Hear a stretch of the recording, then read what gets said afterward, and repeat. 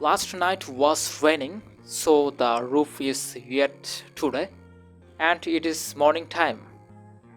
I brought the roaster here because I will clean the roaster's room.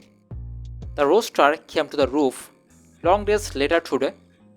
Finally, I did clean all pets' cage. They are very cute to see, and I love them. I'm watching inside the cage an egg.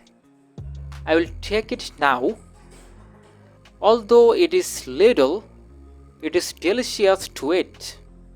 I got only one egg in this cage today, but the almost time I get two eggs. I am thinking I will bring some new pets to my farm. So I cleaned this cage because I will bring pets by the cage from the pet market. I will give all updates to this YouTube channel. Long days later, I am showing this roaster to my video. The roaster is having beautiful.